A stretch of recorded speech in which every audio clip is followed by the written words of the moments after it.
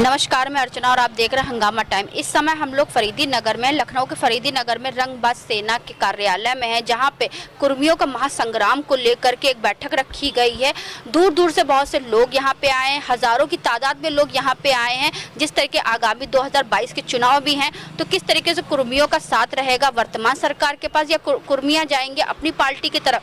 देखते हैं क्या कहते हैं रंगबाज सेना के अध्यक्ष सुनील पटेल जी। आइए चलते हैं, उनसे बात करते हैं। जिस तरीके से रंगबाज सेना के द्वारा कुर्मियों का महासंग्राम का कार्यक्रम रखा गया है, आज के कार्यक्रम पे वो क्या कहेंगे, आइए चलते हैं उनसे बात करते हैं। बैठक रखी गई है, इसका प्रमुख उद्देश्य क्या है? प्रमुख उद्देश्य है कुर्मियों को एक करना। कुछ जातियां ऐसी हैं जो छितरी हुई हैं, वो संगठित नहीं हो पाती हैं। उसके लिए हम लोगों ने ये कार्यक्रम रखा है कि जैसे कुर्मी जाति है, उनको एक करने का काम हम लोग करेंगे। कुर्मी जातियों को एक करने का आप लोग काम करेंगे? हाँ। तो आज कहाँ से लोग आए हैं आपकी बैठक में? हमारे यहाँ प्रदेश भर से आए हैं बैठक में लोग। बाराबंकी से आए हैं, फतेहपुर से आए हैं और बरेली से आए हैं, कई जगह से लोग आए हैं। तो कुर्मियों की एकता कैसे मजबूत होगी? कुर्मियों की एकता कैसे मजबूत होगी, इस पे लिए हम आपको ये बताएं कि एक वर्ग ऐसा है जो आज तक किसी वजह से एक नहीं हो पाया। ये खेती से जुड़े हुए लोग हैं और खेती ये करते हैं, खेत खरीदते नहीं हैं।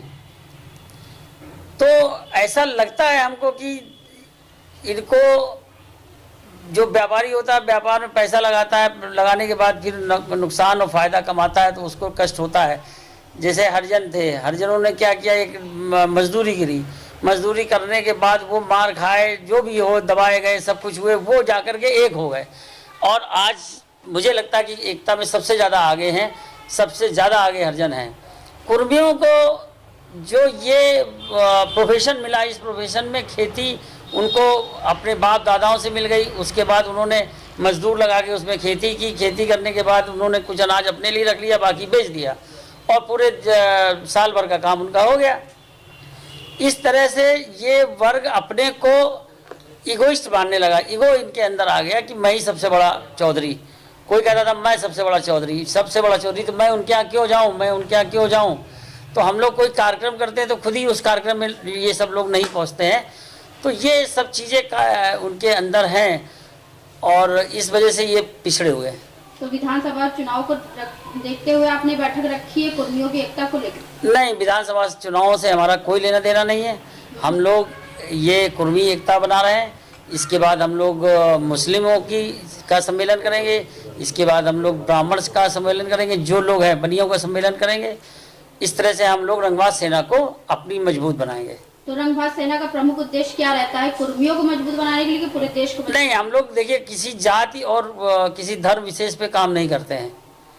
हमारा जो मोटो है, हमारा जो लक्ष्य है, वो सर्व समाज के लिए काम करना। हमारा जो एक सिद्धांत है, उस सिद्धांत के तहत हम ये कहते हैं कि पूजा पाठ आप अपने घर पे कीजिए, समाज को इससे मुक्त कीजिए, और जातिवाद आप अपने घर पे कीजिए। जैसे ये हमारा घर है, हमने अपनी जाति, अपने जाति का मतलब अपने रिश्तेदार, नातेदार, परिवार वालों को बुलाया, तो ये आप अपने घर पे बुला सकते हो ना कि मंदिर में बुलाओगे जा करके। तो अगर ये धर्म और जाति को अपने घर में आदमी करने लगे तो ये समाज आगे बढ़ जाएगा, ये हमारा मानना है। तो रंगबाज सेना आपका कोई राजनीतिक संगठन नहीं है, सामाजिक संगठन है? देखिए, political science and social science दो चीज़ें होती हैं, लेकिन पॉलिटिक्स जो की जाती है वो समाज के लिए की जाती है, ये हमारा अपना मानना है। तो हम दोनों को जोड़ के चलते हैं। तो यानी कि आप जो सामाजिक संगठन जो आप कार्य कर रहे हैं, तो कहीं ना कहीं राजनीतिक क्षेत्र में भी आपका विस्तार रहेगा? बिल्कुल रहेगा। हमारे क्या लोग नहीं हैं जो अपने को अपनी बात को विधानसभा तक उठाना चाहते हैं। बहुत सारी चीज़ें ऐसी हैं जो संगठन से कौन कौन सी पार्टी मजबूत हो रही है? नहीं, अभी हमें किसी पार्टी का हमारे ना तो समर्थन है, ना हमने कोई किसी से गठबंधन किया है। और भविष्य में हम लोग अपनी ताकत बढ़ा रहे हैं। भविष्य में ताकत बढ़ाने के बाद फिर हमारी जो पोजीशन होगी उसके लिए हम फिर आगे काम करेंगे। आगे का क्या रूपरेखा रहेगी आपके संगठन की? आगे का हमारा एक रोड शो का प्रोग्राम है। जिस तरह से हम लोग अपनी संख्या बढ़ा रहे हैं, उस संख्या से अगर रंगबाज सेना में संख्या ज़्यादा है, हो जाएगी धीरे धीरे। इसी तरह करते हुए तो हम लोग एक लखनऊ में बड़ा रोड शो करने जा रहे हैं। उसके बाद फिर हम लोग जिले वाइज रोड शो करेंगे। इस तरह से हम लोग पूरे प्रदेश में फैलना चाहते हैं और जैसे कि एक कार्यक्रम हमारा स्कूल खोलने का है कि हम लोग गांव के बच्चे हैं वो शहर के बच्चों के बराबर इंग्लिश नहीं बोल पाते या इतने स्मार्ट नहीं होते हैं, तो रंगबाज सेना के स्कूल पूरे हर ब्लॉक में पूरे प्रदेश में खोले जा रहे हैं। उससे हम लोग गांव के बच्चों को शहर के बच्चों की तरह से स्मार्ट बनाएंगे। कोई भी काम नहीं होता जो पुराने ढर्रे पे स्वीकार किया जाता है। जो ठीक है वो स्वीकार है, जो ठीक नहीं है वो स्वीकार नहीं है। तो दोस्त शब्द एक ऐसा शब्द है जो आपको आपस में जोड़ता है, इसलिए हमने दोस्त शब्द का उपयोग किया। कि दोस्तों आप लोगों का हार्दिक स्वागत हुआ। अब मैं शॉर्ट में थोड़ा सा इतनी देर हो गई है तो क्या कहते हैं थोड़ा जोश भरने वाली बात है। रंगबाज का एक परिचय मैं देता हूँ, इसी माध्यम से देता हूँ, 2 नारों के माध्यम से देता हूँ, तो आप लोगों को कहना पड़ेगा। जो गुंडा बदमाश नहीं होगा, रंगबाजों का रंगबाज वही होगा जो गुंडा बदमाश नहीं होगा। अरे यार जरा जोर से बोल दीजिए तो मजा आ जाएगा। रंगबाजों का रंगबाज वही होगा जो गुंडा बदमाश नहीं होगा। रंगबाजों का रंगबाज वही होगा जो गुंडा बदमाश नहीं होगा।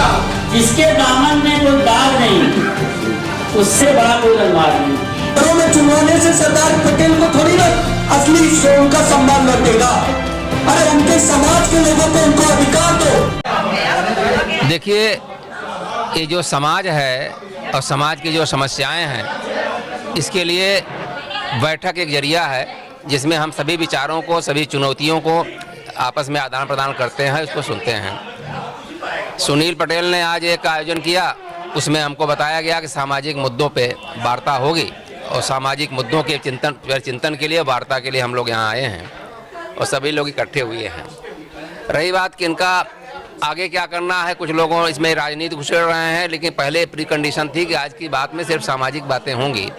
राजनीतिक बातें विभिन्न राजनीतिक विचारधारा के लोग हैं, वो अपने अलग से करेंगे, जो भी उनकी इच्छा होगी उस हिसाब से करेंगे। अगर कोई एक रूपता बनती है, कोई विचारों का एक सामंजस्य बनता है, तो लोग अलग उस तरह से बात कर लेंगे। मैं इस संबंध में ये चीज़ कहना चाहता हूं कि आज की तारीख में कोई भी बात होती है घूम फिर करके वो पॉलिटिक्स में जाके समाहित हो जाती है। एक 43 BC में, ईसा पूर्व 43 BC में रोमन एम्पायर में एक विद्वान हुए थे, मार्कस सियरो। उनका एक कहना था समाज के बारे में, जो उन्होंने परिभाषा दिया था कि जो गरीब आदमी है उसका काम सिर्फ है वर्क एंड वर्क, काम करता रहता है, और अमीर आदमी का काम है एक्सप्लॉइट द पुअर, गरीब आदमी का शोषण करना। और इसके बाद एक आता सैनिक आता है, उस समय सेना का बड़े रोल था, तो सैनिक जो है दोनों को प्रोटेक्ट करता था, दोनों को सुरक्षा देता था। और टैक्स पेयर का काम क्या था, इन तीनों का पेट भरता था। जो कुर्मी समाज कर रहा है इस सब का पेट भर रहा है। बैंकर का काम करना क्या था, बैंक वाला सबको लूटता था, ये चारों उसके शिकार होते थे। आज की जो बैंकिंग सिस्टम है हमारी सरकार की आप देख रहे हैं। और इसके ऊपर ये वकील होता था जो 5 को बेवकूफ़ बनाता था। और इसके आगे डॉक्टर होता था जो 6 को जो है बिल करता था, 100 से पैसा लेता था इलाज के नाम पे। और इसके ऊपर रंगबाज लोग होते थे जो कि सभी 7 को डरा के रखते था। और सबसे ऊपर पॉलिटिशियन होता था जो इस सभी 8 लोगों को के जो है के बलबूते पर, उनके श्रम पर, उनके रोजगार पर अपना मौज करता था, ऐश करता था। इसलिए आज की तारीख में राजनीति जो है अल्टीमेट एंड हो गई है। कहीं भी बात शुरू होती है राजनीति सबसे पहले आ जाती है। तो रंगबाजी की बात इन्होंने किया, रंगदारी की बात नहीं किया, अच्छी बात है। इसलिए रंगबाजी और रंगदारी में अंतर बड़ा छोटा सा अंतर है शब्द में, लेकिन उद्देश्य में बहुत बड़ा अंतर है। अगर हमारे समाज को यूनियन की बात है, उनको इकट्ठा होने की बात है, उनकी समस्याओं की बात है, तो हम इससे सहमत हैं कि समस्याएं हैं निश्चित रूप से। सुनील पटेल के इस विचार से भी सहमत हैं कि इस समाज में शुरू से ही कुछ ज़्यादा करने की एक सामर्थ्य नहीं विकसित हुई, एक आलस्य आया। इसलिए उसके जो बेसिक इंफ्रास्ट्रक्चर थे, जो खेती के लिए बेसिक चीज़ है खेत, दूसरे है एग्रीकल्चर अप्लायंसेस, वो सब चीज़ें उसको परिवार से पुश्तैनी उसको मिल जाते थे। वो फसल डालता था और फसल उग जाती थी और जीवन जो चलाता रहता था। इससे उसने अपने को संतुष्ट कर लिया उसी में, और जो संतुष्टि है आदमी के विकास का सबसे बड़ा बाधक है। जब आप संतुष्ट से आगे बढ़ेंगे तभी आप विकास की ओर आगे बढ़ेंगे। तो इसलिए आज की व्यवस्था में जो संवैधानिक व्यवस्था है उसमें सत्ता संघर्ष भी है, जीवन के हर क्षेत्र में भागीदारी भी है, उसमें राजनीति भी आती है, राजनीतिक भागीदारी भी है, संवैधानिक पदों पे भागीदारी है, जीवन के हर क्षेत्र में भागीदारी है। उसमें हर समाज के हर व्यक्ति को आना चाहिए। और उसमें अभी बातें आरक्षण की हो रही, बहुत सारी चीज़ें होती हैं, उसके बहुत सारे मैकेनिज्म है भागीदारी के लिए। आरक्षण भी एक इंस्ट्रूमेंट है, एक टूल है, जिसमें अनइक्वल्स को इक्वल बनाने के लिए अनइक्वल अपॉर्चुनिटी देनी पड़ती है। तो इसलिए एक इसका फेनामेना है, इस फेनामेना में हमें आगे बढ़ने चाहिए। और समाज के जो लोग भी आज वंचित है उनको आबादी के अनुपात में एक जातिगत जनगणना होनी चाहिए और उनका पिछड़ापन देखा जाना चाहिए, और जो जिसकी आबादी है उसके हिसाब से उनको अधिकार मिलना चाहिए, भागीदारी मिलनी चाहिए, चाहे आरक्षण के रूप में मिले, चाहे किसी और मैकेनिज्म के रूप में मिले। ये चीज़ हम इस चीज़ सोच के साथ हम यहाँ आए हैं। मैं समझता हूँ कि ये जो विचार गोष्ठी है और जो ये संगम है, विचार संगम, इसमें कोई न कोई निष्कर्ष निकल के आएगा और हम लोग आगे बढ़ेंगे। और समाज को जोड़ने का ये, क्योंकि एक जात विशेष का एक कार्यक्रम है, तो इससे ये न माना जाए कि समाज को तोड़ा जा रहा है, बल्कि ये समाज को जोड़ने का एक सशक्त माध्यम है। हर वर्ग को, हर जाति को, हर धर्म को अगर उसके आबादी के अनुपात में, उसके संख्या के अनुपात में अगर उसको सब अधिकार मिल जाएंगे तो संतुष्टि की दशा में एक विद्रोह की स्थिति खत्म होगी, आपस में द्वेष भावना कम होगी और लोग एक साथ एक समाज में, एक राष्ट्र के रूप में आगे विकसित हो सकेंगे। मैं समझता हूँ कि एक व्यक्ति के व्यक्तित्व के निखार के लिए बहुत सी चीज़ों की ज़रूरत होती है, जिसमें जैसे रंगबाज सेना, रंगबाज शब्द जोड़ दिया तो रंगबाज क्या, आत्मबल को बढ़ावा देने के लिए, बढ़ावा देने वाला एक शब्द है कि आत्मबल को हमारे बढ़ा रहा है। तो हमारा एक संकल्प है कि हर ब्लॉक स्तर पे हम इंग्लिश सिखाओ स्कूल खोलने जा रहे हैं। तो उसका मूल उद्देश्य यही ना कि भाषा है, तो किसी भाषा विशेष की वजह से हमारा समाज अपने आप में आत्मग्लानि ना महसूस कर पाए। से आज समाज में इंग्लिश भाषा जो है उसका विस्तार हो रहा है, और हमारा एक समाज है, ग्रामीण समाज है, जो शहरी समाज में आता है, तो एक इंग्लिश भाषा ना बोल पाने की वजह से उसको आत्मग्लानि महसूस होती है, इससे उसका आत्मबल घट जाता है। तो हमारा उद्देश्य है कि हम उनको एक भाषा विशेष की वजह से उनका आत्मबल ना घटने पाए, और उनको वो भाषा सिखा के समाज में उतारेंगे तो उसके अंदर ये नहीं आएगा कि हमें हिंदी आती है तो हम इंग्लिश वाले के बीच में जा रहे हैं, हमें इंग्लिश नहीं आ रही, तो उसका आत्मबल नहीं। हमें हिंदी आती है, हिंदी की अपनी महत्वता है, और इंग्लिश सीख के हम ये कहेंगे कि हमारी हिंदी महान है, तो कोई ये भी नहीं कह पाएगा कि आपको इंग्लिश नहीं आती है तो इस वजह से हिंदी को आप व्याख्यान कर रहे हैं, उसको अच्छा कह रहे हैं। हमें इंग्लिश भी आती है, आप इंग्लिश में हमसे बात करिए, इंग्लिश को हम बताएंगे, और लेकिन हमारी जो भाषा है तो वो हमारी भाषा है, बेहतर है।